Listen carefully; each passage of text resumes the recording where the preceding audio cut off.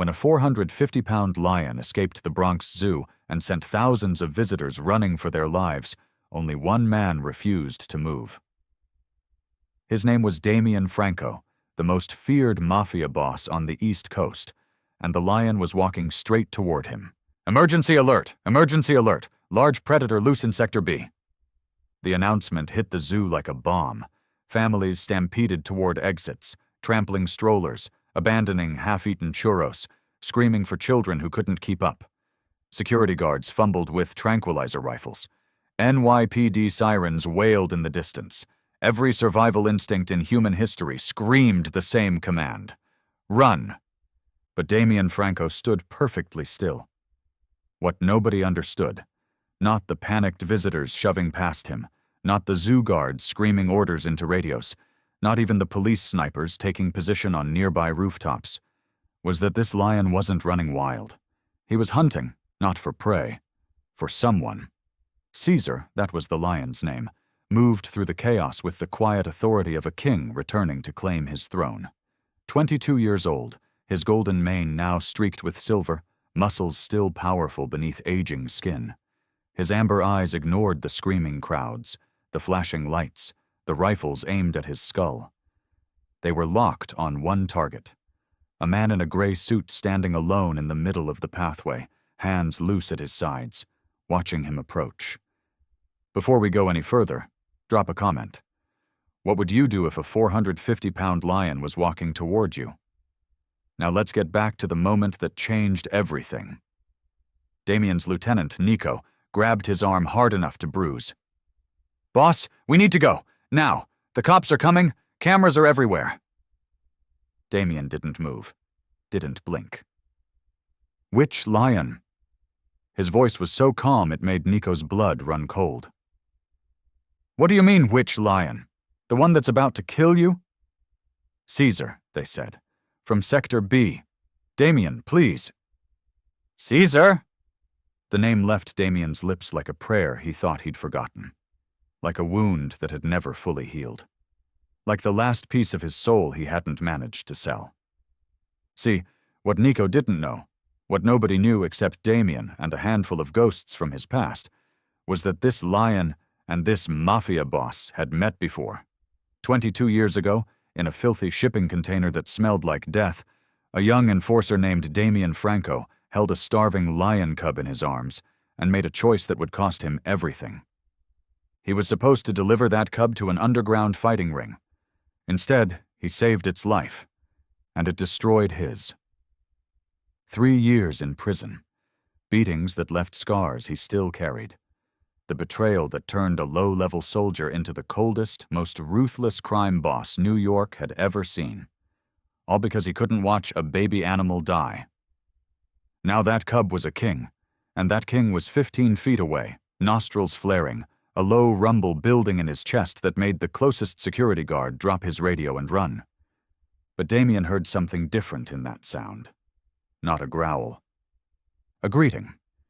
He slowly removed his designer sunglasses, the ones that cost more than most people's rent, and looked into Caesar's golden eyes for the first time in over 2 decades. "You remember me," Damian whispered. "Don't you, old friend?" Caesar stopped. His massive head tilted. The rumble in his chest shifted into something softer, something that sounded almost like a question.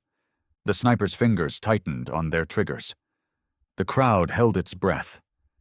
And Damian Franco, the man who had ordered executions without flinching, who had built an empire on blood and silence, who hadn't cried since he was 12 years old, felt his eyes begin to sting. If this story already has you hooked, hit that like button so YouTube shows you what happens next. Trust me, you're not ready for where this goes. What happened in the next 60 seconds would be replayed 10 million times before sunrise. It would make grown men weep. It would force a decorated NYPD detective to close a case she could have solved. And it would prove something that Damian Franco had spent 30 years trying to forget. Even monsters can love. Even kings remember who saved them. Maria Gonzalez had brought her 2 sons to the Bronx Zoo to see the elephants. Instead, she witnessed something that would haunt her dreams for the rest of her life. When the sirens started screaming, she grabbed both boys and ran like everyone else. Past the overturned popcorn cart, past the crying toddler someone had dropped, past the security guard who was shaking so badly he couldn't load his tranquilizer rifle. She made it almost to the east gate before she realized her oldest had dropped his stuffed giraffe. She turned back for 1 second. Just one. That's when she saw him. A man standing completely alone in the middle of the chaos. Not running, not hiding. Just standing there.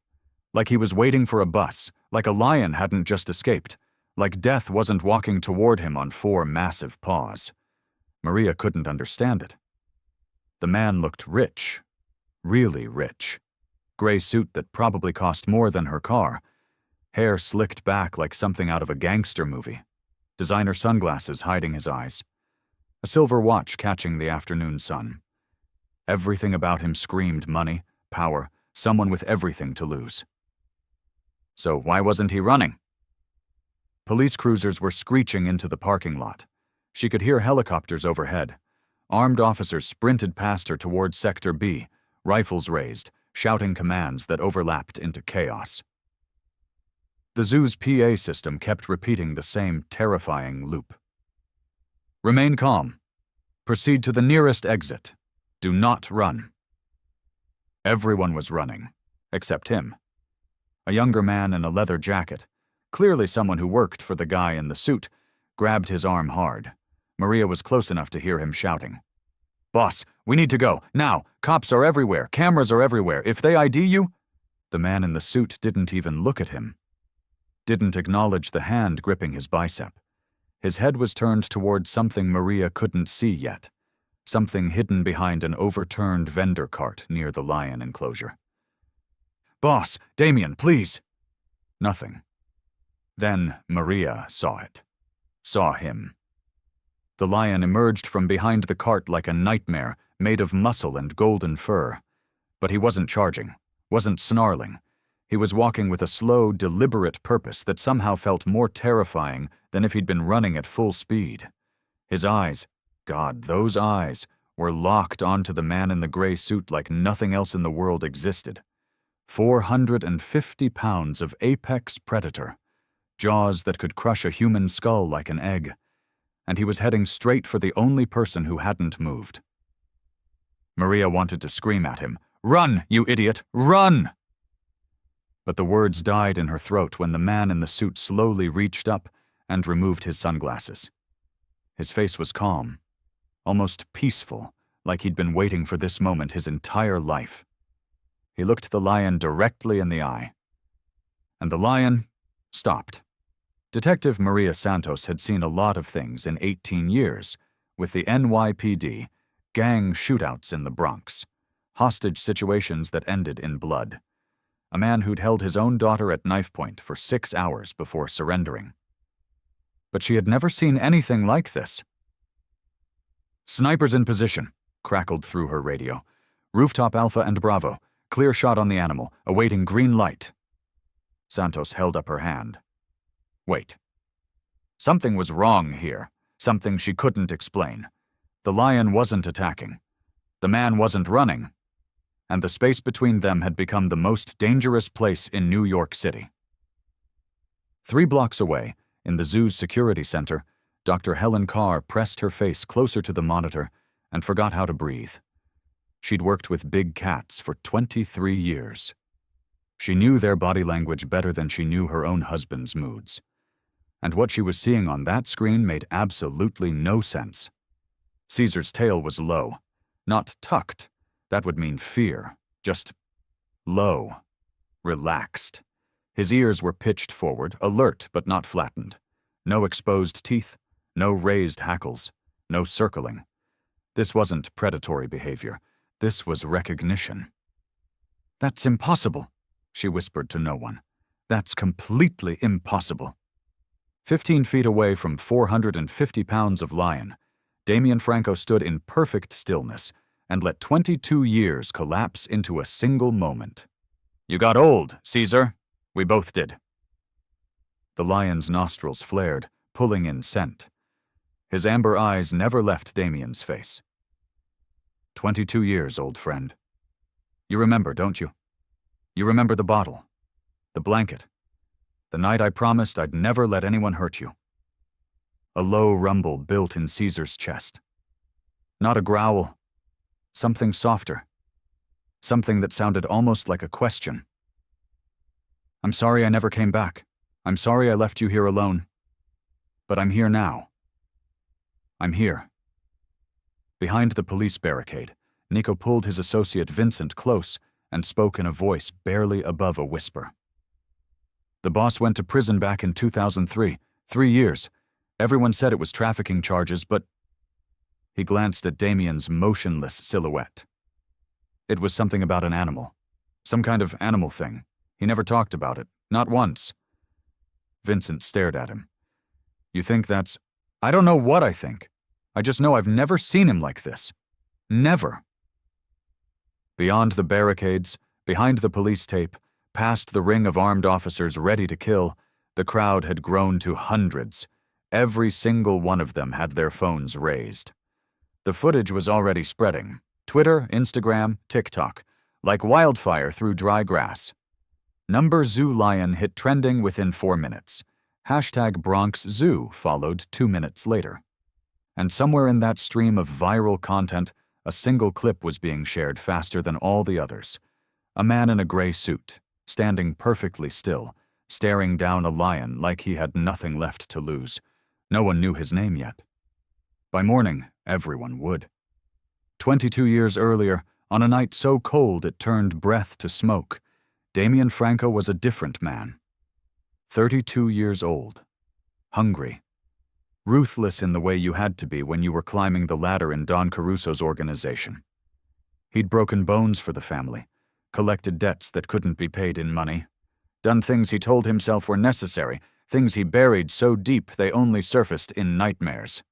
That night, his orders were simple. Drive a cargo container from the Jersey docks to a warehouse in Staten Island. Don't ask questions. Don't look inside. Just deliver and collect the envelope. Damian didn't ask questions, but when he heard the sound coming from inside that container, a cry so weak it barely qualified as a whimper, he made the mistake of looking. The smell hit him first. Rot. Urine. Death. The container held 6 cages. 4 of them contained corpses, exotic birds, a small monkey, something he couldn't identify anymore. The 5th held a python that hissed when his flashlight swept past. The 6th cage held a lion cub. Damian had seen dying before. He'd caused dying before.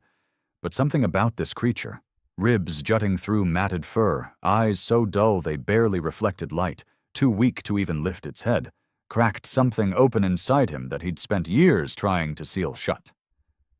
He knew where this shipment was going. Underground fighting rings.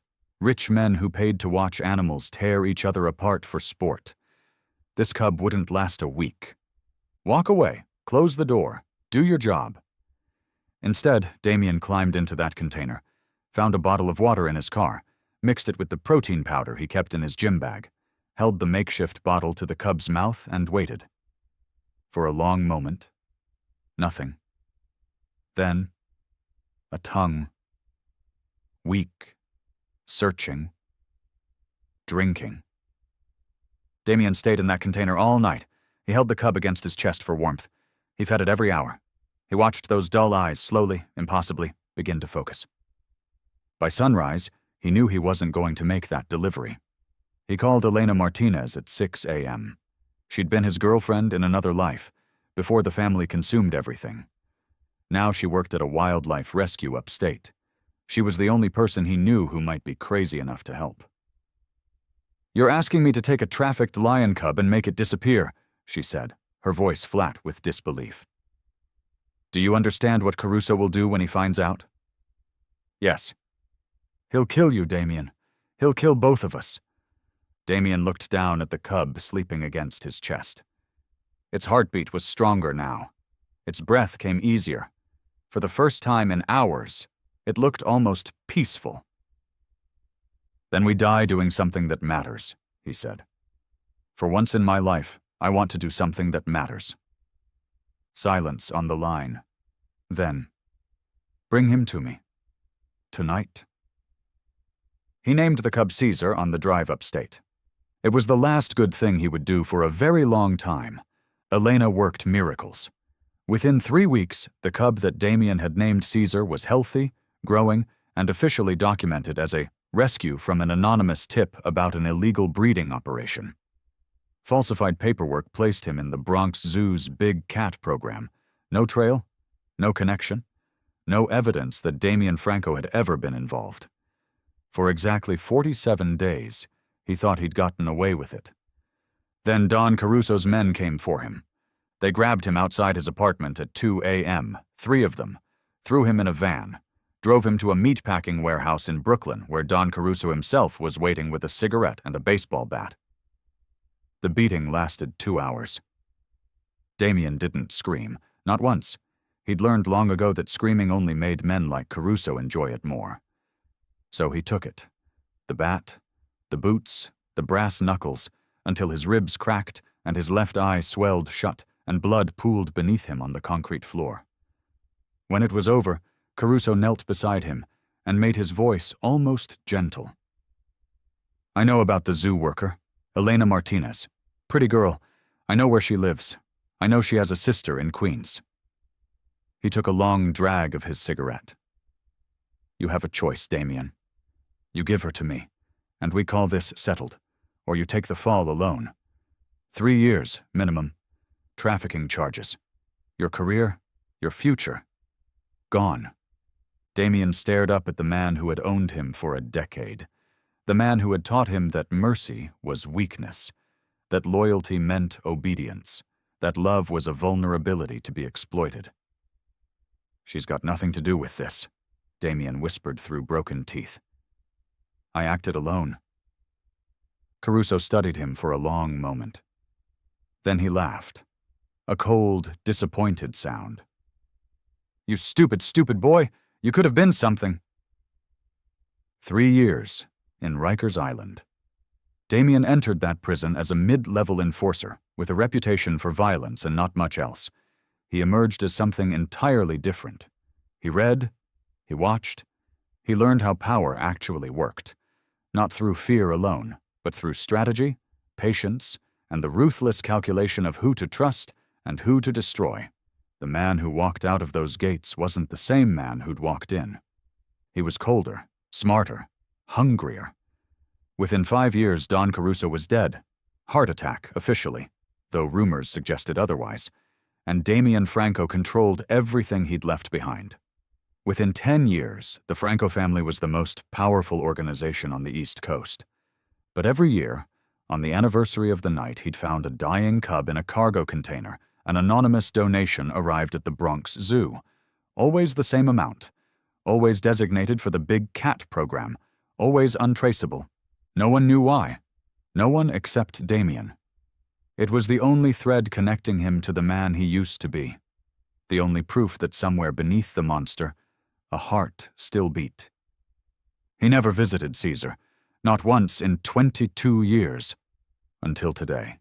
15 feet.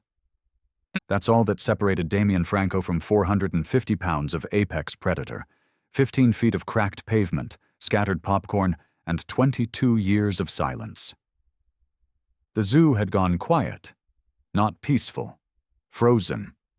Hundreds of people held their breath behind police barricades. Snipers steadied their aim on rooftops. Helicopter blades chopped the air overhead. But in the space between man and beast, time itself seemed to stop.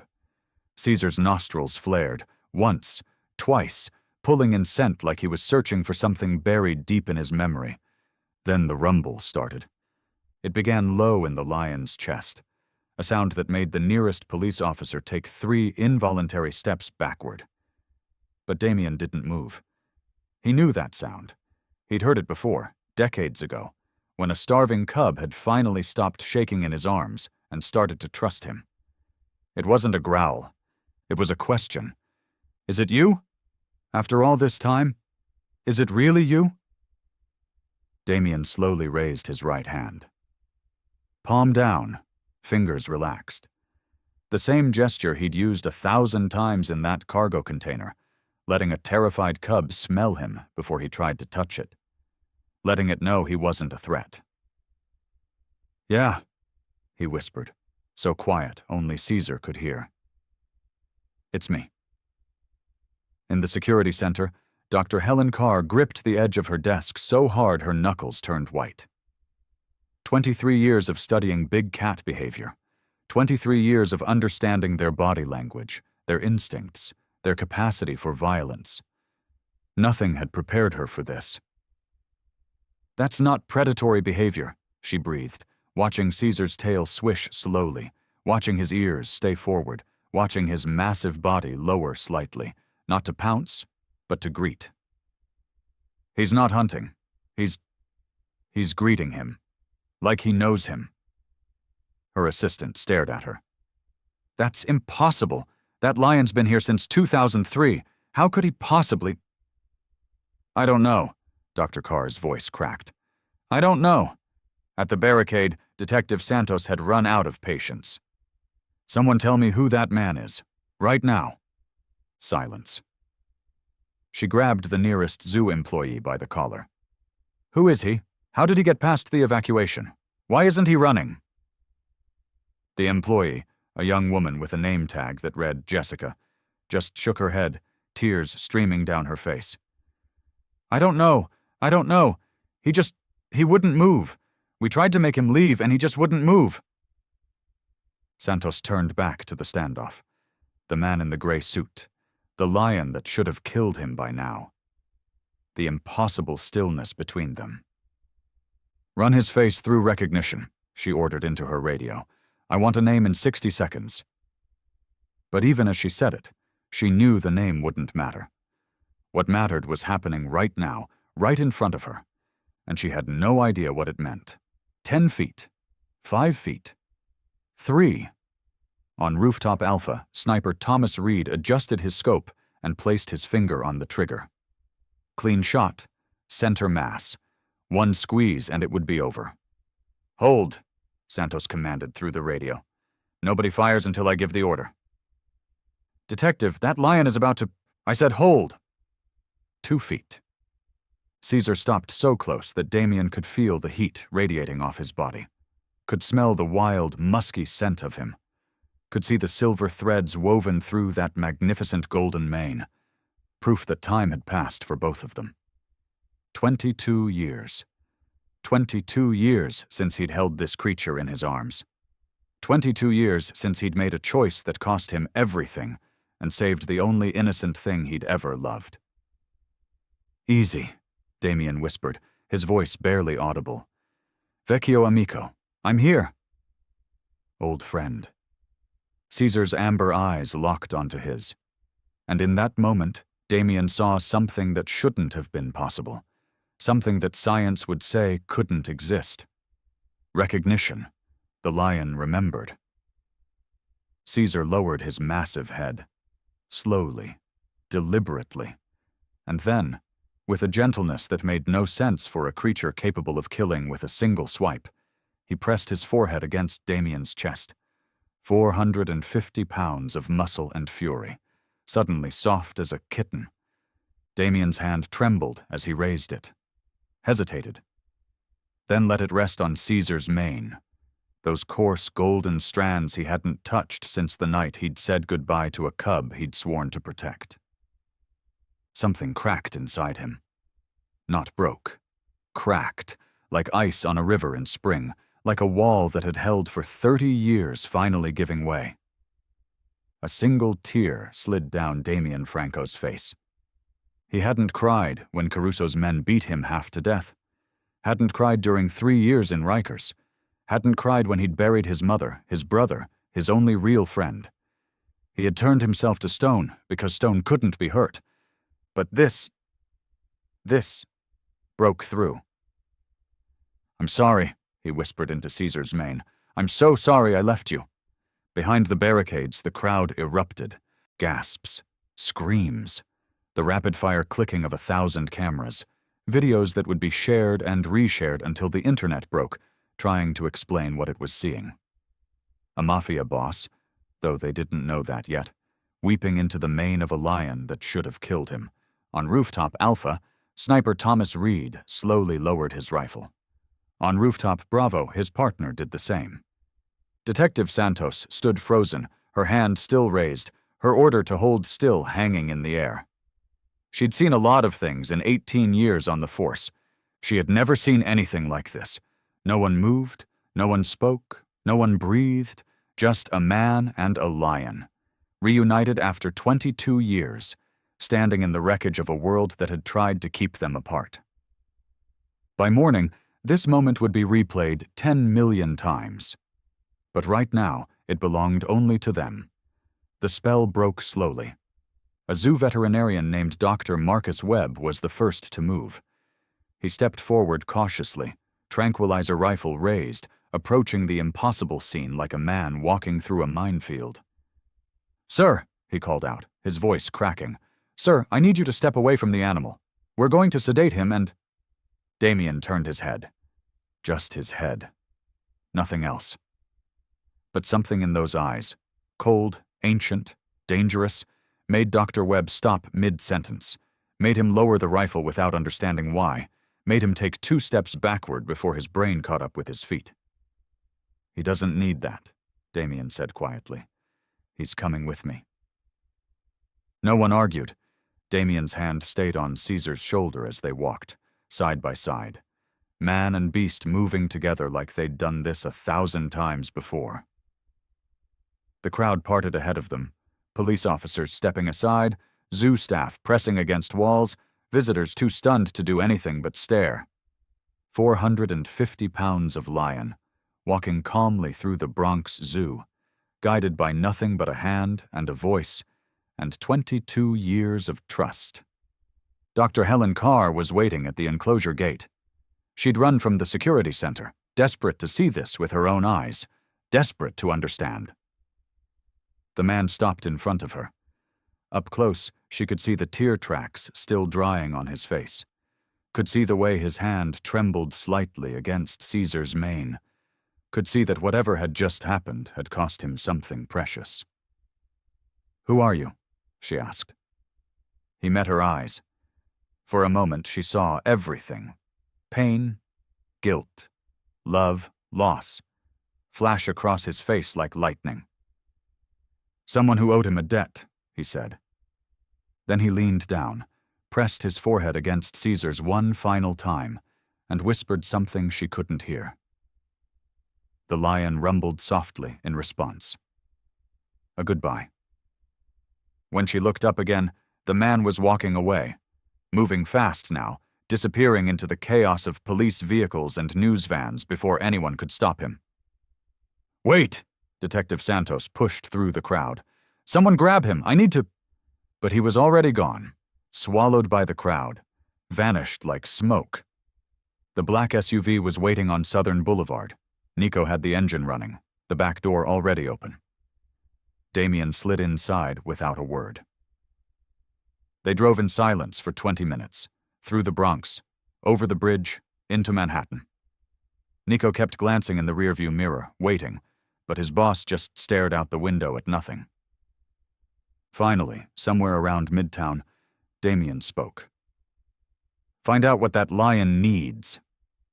Nico blinked. "Boss?" "Medical care, better food, a bigger enclosure, whatever he needs." Damian's voice was flat, but his hands were shaking. "Anything, everything. Make it happen. Anonymous donations, untraceable. I don't care what it costs." "Damian!" "Just do it, Nico." Silence again. Then, so quiet, Nico almost missed it. "I owe him more than I can ever repay." The facial recognition hit came back in under 30 seconds.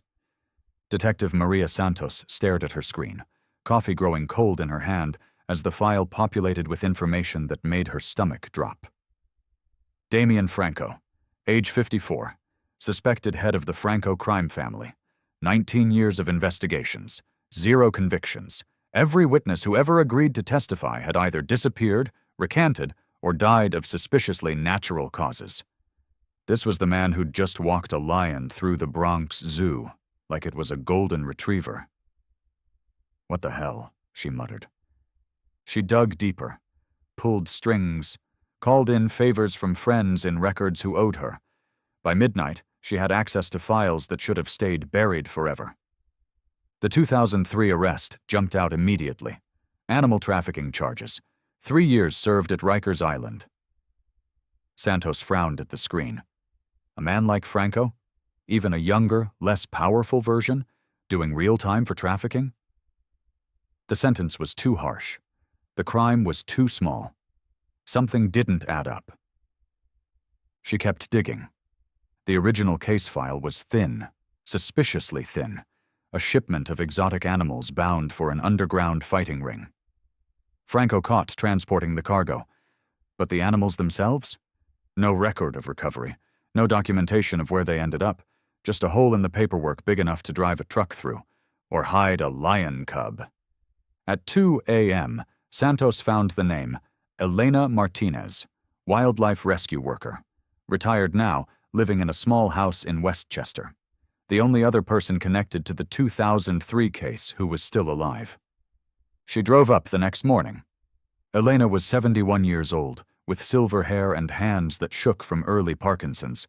She invited Santos in for tea and told her everything without being asked. The cargo container.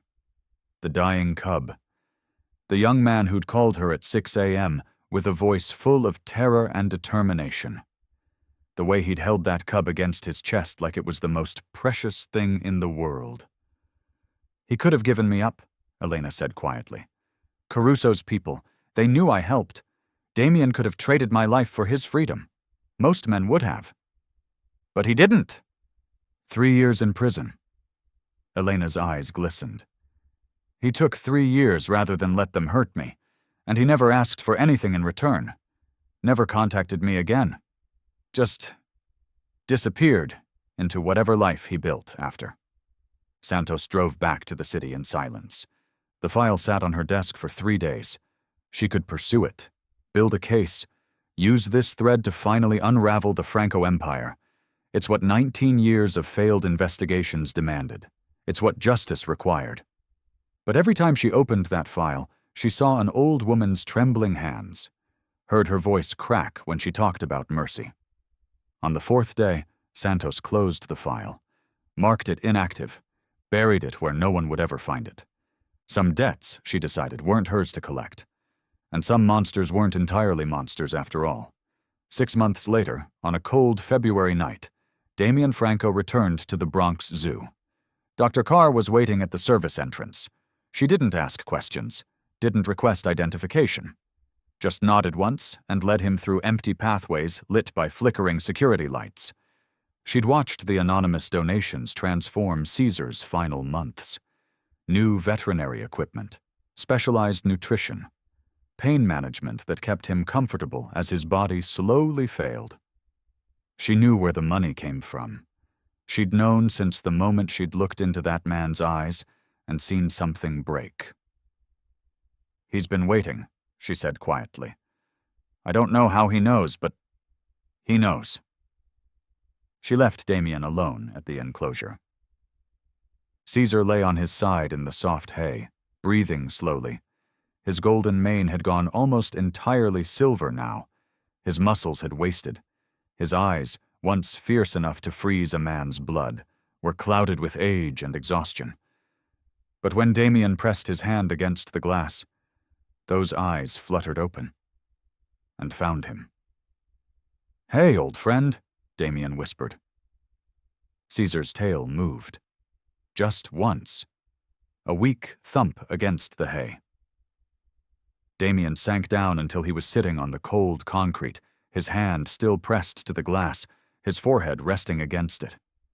The most powerful crime boss on the East Coast, sitting on a dirty floor talking to a dying lion. "You saved me, you know," his voice cracked. "That night in the container, I was already dead inside. I'd done things, terrible things, and I told myself it didn't matter. That I didn't matter. That nothing mattered." Caesar rumbled softly. The same sound he'd made as a cub. the sound that meant, "I trust you." But then you looked at me, this tiny broken thing that should have been dead, and you looked at me, and I remembered. Damian's eyes burned. I remembered I was human. The lion's breathing slowed, steadied. His eyes never left Damian's face. "Rest now, old king." Damian pressed his palm harder against the glass, wishing he could touch that silver mane one last time. "I'll try to be worthy of what you saw in me, I promise." Caesar's eyes drifted closed. The rumbling faded to silence.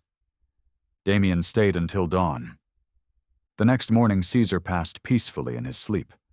The veterinary report listed natural causes: kidney failure, complicated by age. He was 22 years old, ancient for a lion. 3 weeks later, a bronze plaque was installed at the Big Cat exhibit. The donor was listed as anonymous, in memory of Caesar, who taught us that even kings can be gentle. Dr. Carr stood before it for a long time. Then she added one final detail to the exhibit's information card, a truth she felt the world deserved to know. Caesar was rescued from an illegal trafficking operation in 2003 by an unknown individual who risked everything to give him a second chance at life. Some stories, she decided, deserve to be remembered, even the ones no one was supposed to tell.